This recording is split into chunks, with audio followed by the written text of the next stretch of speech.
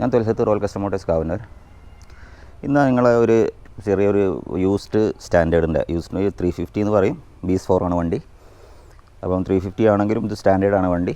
അപ്പം അത് ചെറിയൊരു അപ്ഗ്രേഡിങ്, ഒരു ഫേസ് ലിഫ്റ്റ് വന്നു എന്ന് മാത്രമേ ഉള്ളൂ. എൻജിൻ സെൻട്രൽ കേസ് ബ്ലാക്ക് ചെയ്ത് സ്റ്റിക്കറിൻ്റെ ഡിസൈനൊന്ന് മാറ്റി. അതായത് സ്റ്റിക്കറിൻ്റെ ഫസ്റ്റ് വന്ന പേഴ്സൻ്റെ സ്റ്റിക്കറിന് ഭയങ്കര ഒരു ഫെയിലർ ആയിരുന്നു. ഒരു ക്രോം ഫിനിഷിൽ വരുന്ന സ്റ്റിക്കർ വല്ലാതെ കംപ്ലൈൻറ്റ് ആവുന്ന അടിസ്ഥാനത്തിൽ സ്റ്റിക്കർ മാറ്റിയിട്ടുണ്ട്. അതുമാതിരി സൈഡിലെ സ്റ്റിക്കറും മാറ്റിയിട്ടുണ്ട്. അതാണ് വലുതായിട്ടൊരു മാറ്റങ്ങൾ ഇതിൽ വന്നിട്ടുള്ളൂ. അങ്ങനെ ടാങ്കിൻ്റെ ഉള്ള ലൈനിങ് ഒഴിവാക്കിയിട്ടുണ്ട്. പിന്നെ ഡിസ്ക് ബ്രേക്ക് കൊടുത്തിട്ടുണ്ട്. അതായത് BS4ലേക്ക് വരുന്ന സമയത്ത് നമ്മൾ 350 വലിയൊരു പോരായ്മയായിട്ട് എല്ലാവരും പറഞ്ഞിരുന്നത് ഡിസ്ക് ബ്രേക്ക് വേണമെന്നുള്ളായിരുന്നല്ലോ. ആ ഡിസ്ക് ബ്രേക്കിൻ്റെ ഒരു പോരായ്മയും ഈ ഒരു വണ്ടിയിൽ നമുക്ക് നികത്തിയിട്ടുണ്ട് റോയൽ എൻഫീൽഡ്. സ്റ്റാൻഡേർഡിൻ്റെ ഏറ്റവും വലിയ പോരായ്മ സെൽഫ് സ്റ്റാർട്ടില്ല, ഡിസ്ക് ബ്രേക്ക് ഇല്ല ഒന്ന് മാത്രമാണ്.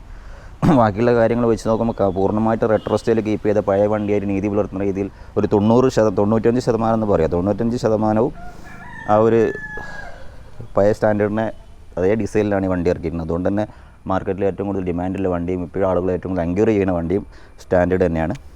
പിന്നെ പോരായ്മ ഡിസ്ക് ബ്രേക്ക് എന്നുള്ള ഈ ഒരു BS4 റോയൽ എൻഫീൽഡ് നികത്തിയിട്ടുണ്ട്. പിന്നെ മാത്രമല്ല BS6 നമുക്കൊരു സെൽഫ് സ്റ്റാർട്ട് ഓപ്ഷനും കൂടെ വന്നിട്ടുണ്ട്. അപ്പോൾ അതും കൂടെ BS6 ആകുമ്പോൾ കുറച്ചുകൂടെ ഒന്ന് മെയിൻ്റനൻസ് കൂടുതലായിരിക്കും. അതുകൊണ്ട് കഴിയുന്നതും അതിനെക്കുറിച്ച് ശരിക്കും പഠിച്ച് മനസ്സിലാക്കിയതിന് ശേഷം മുന്നേ കുറേ വീഡിയോസ് ഇട്ടിട്ടുണ്ട്. അപ്പോൾ അതിനെക്കുറിച്ച് ശരിക്കും പഠിച്ച് മനസ്സിലാക്കിയതിന് ശേഷം അതെങ്ങനെ ഉപയോഗിക്കണം, എടുത്തു കഴിഞ്ഞാൽ നമ്മൾ അങ്ങനെ എന്തൊക്കെ കെയറിങ് അതിന് ആവശ്യമുണ്ട് എന്നുള്ളത് ഉള്ള ഡീറ്റെയിൽസ് ആയിട്ട് ഞാൻ വീഡിയോ ഇതിന് മുന്നേ ചെയ്തിട്ടുണ്ട്. അത് കണ്ടതിന് ശേഷം മനസ്സിലാക്കിയതിന് ശേഷം BS6 വണ്ടി എടുക്കുക. അല്ല BS6 വണ്ടി കംപ്ലയിൻസ് ഞാൻ ഒരിക്കലും പറയില്ല. അതിന് എക്സ്ട്രാ കുറേ ഫീച്ചേഴ്സ് ഉണ്ട്. അതിനനുസരിച്ചുള്ള മെയിൻ്റനൻസ് നമുക്ക് വരും. അത് നമുക്ക് കെയറിങ് ആവശ്യമാണ്. എക്സ്ട്രാ എന്ത് ഫീച്ചേഴ്സ് നമുക്ക് വരുന്നു അതിനൊക്കെ എക്സ്ട്രാ നമുക്ക് കെയറിങ് കൂടെ കൊടുക്കണം. എക്സ്ട്രാ സർവീസും വരും, സർവീസ് കോസ്റ്റും വരും. അതിനൊരു ഡിഫറൻറ്റ് മാത്രമേ അതിന് വരുന്നുള്ളൂ. പിന്നെ BS4ലേക്ക് വരുമ്പോൾ ABS വരുന്നുണ്ട്. അപ്പോൾ ABS വരുമ്പോൾ ABSൻ്റെ മോഡുലേറ്റർ നല്ല കെയർ ചെയ്യണം. മഴക്കാലത്ത് ഇവിടെ വരുന്ന ABSൻ്റെ മോഡുലേറ്റർ ഇവിടെയാണ് വരുന്നത്. നല്ല ശ്രദ്ധിക്കുക. വെള്ളം അടിച്ച് വാട്ടർ സർവീസ് ചെയ്യുന്ന സമയത്ത് ഈ ഭാഗത്താണ് വരുന്നത് കേട്ടോ, ABSൻ്റെ മോഡുലേറ്റർ. അപ്പോൾ അതിനെക്കുറിച്ച് ഞാൻ മുമ്പ് വീഡിയോ ചെയ്തിട്ടുണ്ട്. അപ്പോൾ അതിനെ എല്ലാം നിങ്ങൾ പറഞ്ഞ് ബോറടിപ്പിക്കുന്നില്ല, ചെയ്തിട്ടുണ്ട്. അപ്പോൾ എനിക്ക് പറയാനുള്ളത് റോയൽ എൻഫീൽഡ് സ്റ്റാൻഡേർഡ് എന്ന് പറഞ്ഞ വാഹനം സ്ലോ സ്പീഡ് കപ്പാസിറ്റി കൂടുതലൊരു വാഹനമാണ്. 10.5, 10.4, 10.5 ഒരു കാറ്റഗറി ക്രാങ്ക് വെയിറ്റ് ഉള്ളൊരു വണ്ടിയാണ് റോയൽ എൻഫീൽഡ് സ്റ്റാൻഡേർഡ് 350 വരുന്നത്. അപ്പോൾ ആ സ്റ്റാൻഡേർഡ് എന്ന് പറഞ്ഞാൽ 30-35 സ്പീഡിൽ ലോ സ്പീഡിൽ പോകാൻ പറ്റുന്നുള്ളതാണ് ഈ സ്റ്റാൻഡേർഡിൻ്റെ പ്രത്യേകത. അപ്പോൾ നമ്മളൊരു ക്ലാസിക് എടുക്കുകയാണെന്നുണ്ടെങ്കിൽ ഒരു കുറച്ചുകൂടി ഹൈ സ്പീഡ് കാപ്പബിലിറ്റി ഉള്ളൊരു വണ്ടിയാണ്. ഹൈ സ്പീഡ് എന്ന് പറഞ്ഞാൽ പിന്നെ ഒരു 5ാമത്തെ ഗിയറിൽ ഒരു 50-ൻ്റെ മുകളിൽ പോയാൽ മാത്രമേ നമുക്ക് വളരെ റെയറായിട്ട് മാത്രമേ 45ലേക്ക് വരുമെങ്കിലും 50ൻ്റെ മുകളിലും 60ൻ്റെ ഇടയിൽ മാത്രമേ നമുക്ക് ടോപ്പ് ഗിയറിൽ പോകാൻ പറ്റുള്ളൂ. പക്ഷേ ഈ വണ്ടി അങ്ങനെയല്ല. 30, 35, 40ൻ്റെ ഒരു കാറ്റഗറിയിൽ ആ ഒരു സ്ലോ സ്പീഡിൽ നമുക്ക് റൺ ചെയ്യാൻ പറ്റും. അതായത് ഒരു വണ്ടി പൊട്ടിച്ചിട്ട് വളരെ സ്ലോലായിട്ട് നമുക്ക് പിന്നെ എന്തെങ്കിലും ഒരു വ്യൂ ഒക്കെ കാണാൻ പോവുകയാണെങ്കിൽ അല്ലെങ്കിൽ ട്രിപ്പ് പോവുകയാണെന്നുണ്ടെങ്കിലും ഹൈ സ്പീഡ് നമുക്ക് വല്ലാതെ ആഗ്രഹം ഉണ്ടാവുമല്ലോ. വല്ലാതെ പിന്നെ എന്താ പറയുക, ഒരു പ്രകൃതി ആസ്വദിച്ച് പോകാനൊക്കെ പറ്റിയിട്ടുള്ളൊരു വണ്ടി സ്റ്റാൻഡേർഡ് തന്നെ പറയാം. അതിൻ്റെ ഒരു പോരായ്മ സെൽഫ് സ്റ്റാർട്ട് എന്നുള്ളതാണ്. അപ്പോൾ അത് സെൽഫ് സ്റ്റാർട്ട് വേണമെന്നുള്ളവർക്ക് BS6 സെൽഫ് സ്റ്റാർട്ട് വണ്ടി എടുക്കാം. അതിനൊരു കെയറിങ് എക്സ്ട്രാ ആവശ്യമുണ്ട്. അത് കെയർ ചെയ്ത് കൊണ്ടെടുക്കണം, അതൊരു കുഴപ്പമില്ല. അതല്ല ABS ഉള്ള വണ്ടിയാണ്, ഡിസ്ക് ബ്രേക്കുള്ള വണ്ടിയാണ് BS4 വരുന്ന 350 വരുന്നിട്ടുള്ളത്. അപ്പോൾ ABSൻ്റെ കാര്യം പറയുകയാണെങ്കിൽ മോഡുലേറ്റർ പോയി കഴിഞ്ഞാൽ 16,000 രൂപ വില വരുന്ന ഒരു സംഗതിയാണ്. ആ ഒരു ഫീച്ചർ നമുക്ക് എക്സ്ട്രാ 16,000 രൂപ എക്സ്ട്രാ ഒരു മെയിൻ്റനൻസ് കെയർ ചെയ്തില്ലെങ്കിൽ മാത്രമേ ഉള്ളത്. ഇവിടെയൊക്കെ വെള്ളം അടിച്ച് നല്ല ഹൈ പ്രഷറിൽ വെള്ളമൊക്കെ അടിച്ച് കഴുകുകയാണെന്നുണ്ടെങ്കിലാണ് ഒരു വിഷയങ്ങൾ കൂടുതൽ വരുന്നത്. അത് നല്ലോണം ശ്രദ്ധിക്കുക ABS ഉള്ള വണ്ടിയിൽ. പിന്നെ നിങ്ങൾ പഴയ വണ്ടി BS3 വണ്ടികളും ഡിസ്ക് ബ്രേക്കില്ലാത്ത സ്റ്റാൻഡേർഡ് എടുക്കുകയാണെങ്കിൽ 8,500 രൂപ അത്ര പിന്നെ ഡിസ്ക് ബ്രേക്കിൻ്റെ അസംബ്ലിക്ക് വരുന്നത്. അത് വാങ്ങി അസംബ്ലി ആവുന്നുള്ളൂ. ഡിസ്ക് ബ്രേക്കിൻ്റെ ആ ഒരു പ്രശ്നം, ബ്രേക്കിങ്ങിൻ്റെ ആ ഒരു വിഷയം പൂർണ്ണമായിട്ട് ഒഴിവാക്കാൻ പറ്റും അതോടുകൂടെ കേട്ടോ. പിന്നെ സ്ലോ സ്പീഡ് കപ്പാസിറ്റി എന്ന് പറഞ്ഞാൽ വല്ലാതെ സ്ലോ സ്പീഡ് കപ്പാസിറ്റി വണ്ടി തന്നെയാണ്. അപ്പോൾ സ്റ്റാൻഡേർഡ് നിങ്ങൾ വല്ലാതെ പ്രിഫർ ചെയ്യുന്നുണ്ടെങ്കിൽ പൂർണ്ണമായിട്ട് റെട്രോ സ്റ്റൈലുള്ള ഒരു വാഹനം എന്ന നിലക്ക് റോയൽ എൻഫീൽഡ് ലവേഴ്സിന് നമ്മളെ മനസ്സിൽ ആദ്യം തന്നെ ഒരു ബുള്ളറ്റ് എന്നൊരു പിന്നെ മനസ്സിലേക്ക് വരുമ്പം നമ്മളെ മനസ്സിൽ തെളിയുന്ന രൂപം റോയൽ എൻഫീൽഡ് സ്റ്റാൻഡേർഡ് തന്നെയാണ്. അത് യാതൊരു സംശയവുമില്ല. അതുകൊണ്ട് തന്നെ ക്ലാസിക് മോശം ഞാൻ പറയില്ല. ക്ലാസിക് നിങ്ങൾക്ക് എല്ലാവർക്കും എടുത്ത് ഹൈ സ്പീഡ് കപ്പാബിലിറ്റി കുറച്ച് കൂടുതലുള്ള വണ്ടി ആയതുകൊണ്ട് ഹൈ സ്പീഡിൽ ഉപയോഗിക്കാൻ പറ്റുന്നതാണ്. ഞാൻ പറഞ്ഞല്ലോ 60 സ്പീഡിൻ്റെ മുകളിൽ മാത്രമേ പോകാൻ പറ്റുള്ളൂ 5ാമത്തെ ഗിയർ. 50 സ്പീഡിൻ്റെ മുകളിൽ മാത്രമേ 5ാമത്തെ ഗിയറിൽ പോകാൻ പറ്റുള്ളൂ. പിന്നെ ഡിസ്ക് ബ്രേക്കിൻ്റെ സെൽഫ് സ്റ്റാർട്ട് ഉണ്ട്. അപ്പോൾ സെൽഫ് സ്റ്റാർട്ടിൻ്റെ ഒരു ഭാരിച്ച് ചിലവ് വരുന്ന പേടിച്ചിട്ട് ആളുകൾ ഒരു മണ്ടൻ ചിന്താഗതിയാണത്. അതിൻ്റെ ആവശ്യമൊന്നുമില്ല. ഒരു 4,500 രൂപ മുടക്കിയിട്ട് ആ സാധനം മാറ്റി കഴിഞ്ഞാൽ നിങ്ങൾക്ക് 2-3 വർഷങ്ങളൊക്കെ സുഖമായിട്ട് പിന്നെ സെൽഫിൻ്റെ ഒറിജിനൽ ഇടണമെന്ന് മാത്രമേ ഉള്ളൂ. സെൽഫ് ലാസ്റ്റ് ചെയ്യുന്നതാണ് 3, 4, 5 വർഷം ലാസ്റ്റ് ചെയ്യുന്നുണ്ട്. അപ്പോൾ ആ ഒരു ടെൻഷനൊന്നും ഇവിടെ ആവശ്യമില്ല. ഞാനിപ്പോൾ പിന്നീട് പറഞ്ഞ സ്റ്റാൻഡേർഡാണ്.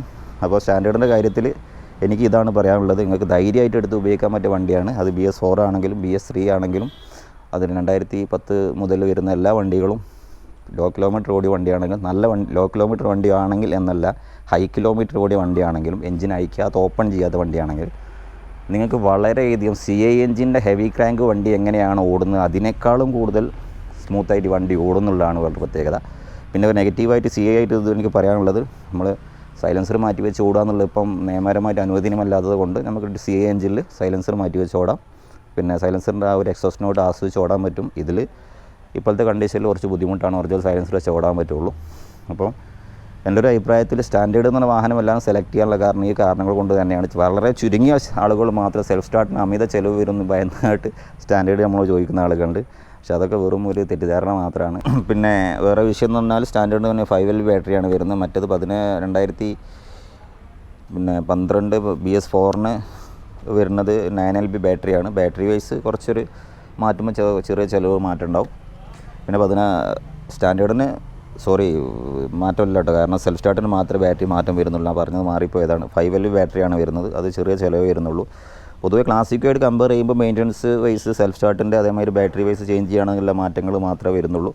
പിന്നെ വേറെ രണ്ടും 19 സൈസ് ടയറാണ് വരുന്നത്. ക്ലാസിക് കുറച്ച് ബാക്ക് 18 സൈസ് ടയറാണ് വരിക. കുറച്ചൊരു ഹൈറ്റ് ചെറിയ ഡിഫറൻറ്റ് ഉണ്ടാവും. പിന്നെ അതുമാതിരി സീറ്റൊക്കെ നല്ല കംഫർട്ടാണ് സ്റ്റാൻഡേർഡ് ആകുമ്പം. അപ്പോൾ എൻ്റെ ഒരു അഭിപ്രായത്തിൽ ട്രിപ്പ് പോകാൻ ആഗ്രഹിക്കുന്ന ആളുകൾ ഏറ്റവും കൂടുതൽ പ്രിഫർ ചെയ്യുന്ന വണ്ടി സ്റ്റാൻഡേർഡ് ആയിരിക്കും. അത് ഞാൻ പറയാനുള്ള കാരണം സ്ലോ സ്പീഡ് കപ്പാസിറ്റി തന്നെയാണ്. അതായത് നമ്മൾ വല്ല പ്രകൃതിരമണീയമായ സ്ഥലങ്ങളൊക്കെ പോകുമ്പോൾ വളരെ സ്ലോ സ്പീഡിൽ പോകേണ്ടി വരും. അപ്പോൾ അത് ആസ്വദിച്ച് ഗിയർ ഡൗൺ ചെയ്ത് ഗിയർ വല്ലാതെ മാറ്റി ചേഞ്ച് ചെയ്യാതെ പോകാൻ പറ്റിയൊരു വണ്ടി സ്റ്റാൻഡേർഡ് തന്നെയാണ്, അതിൽ യാതൊരു സംശയവുമില്ല.